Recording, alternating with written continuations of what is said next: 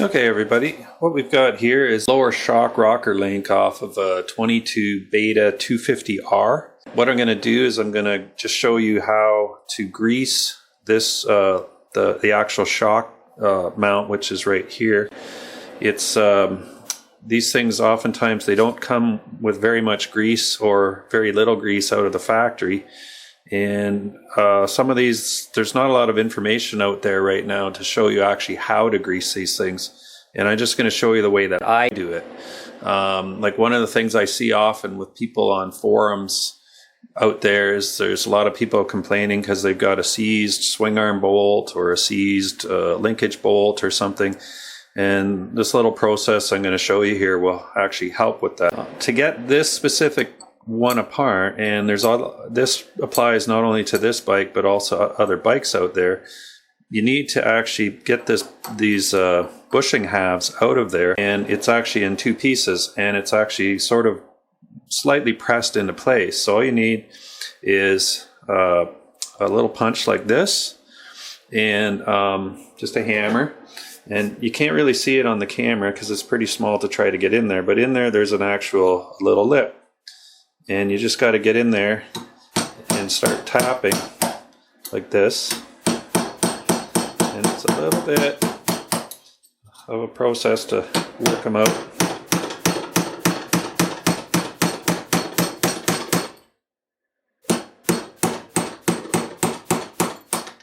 There, just like that. And then, so that half comes out. It looks like that.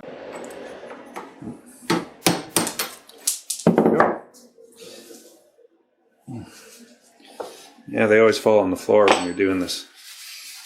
So, then, it's this inner bushing that comes out as well. Just like that. Now this has been already greased once, but I'm going to show you what really needs to be greased. You can see in the attached still shot, this particular bearing came with absolutely no grease out of the factory. And then simply what I do is I like to take a mix of regular wheel bearing grease and a little bit of anti-seize mixed together, roughly about at a 10 to 1 mix of say 10, 8 or 9 or 10 parts grease to 1 part of anti-seize.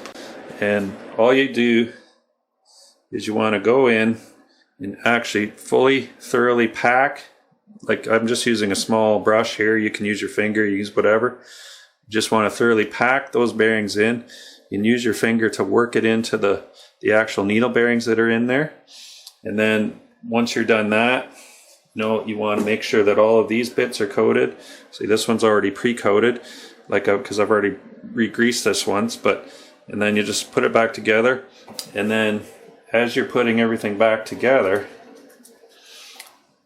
you want to pack it very thoroughly with grease all the way around, anywhere where there's like any kind of a gap or a space. You want to make sure that's packed full, especially on for example when you're doing the bigger bearings and the swing arm bearings. There's usually a small gap about this big between the bearing and the grease seal or the seal from the outside, and you want to make sure that it is fully packed with grease.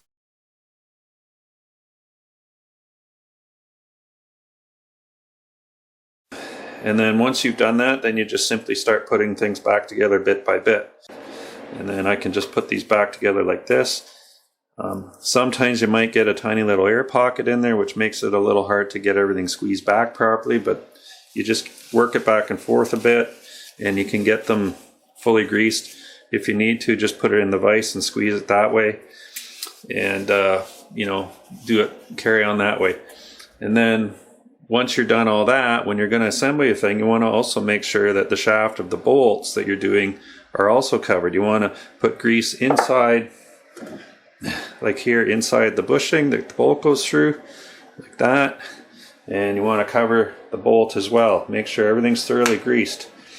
And then, as you're putting everything back together on the bike, make sure you got grease on any surface that, like a bolt, the bearings, the bushings, everything. And then when you're going to reassemble, obviously you've got your threads here. You want to then clean those back off once you've got the bolt in place or ready to install it. And then you want to use Loctite, like blue Loctite is what I use. You know, because obviously you want to make sure they stay in place. And doing this little job will save you just tons and tons of effort and frustration down the road. It basically pretty much avoids having rusted in bolts, seized bolts, ruined bearings, all that stuff. Not a big job. You only have to do it like once a year or every 50 to 100 hours of riding. More if you ride in wet conditions, maybe do it twice a year. It maybe takes a couple hours.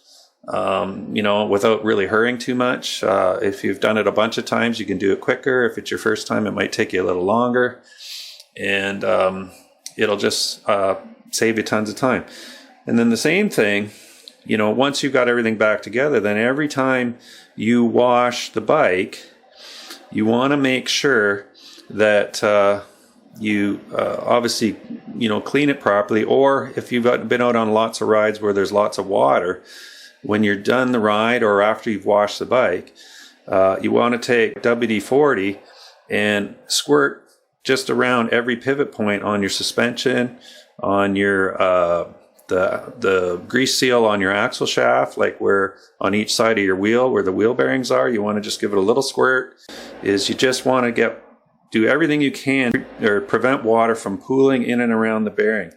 And the same as on some of the larger bearings, like where there's a space between the grease seal and the actual needle bearing, you want to make sure that's packed full, because if there's a space in there, that's where water can sit.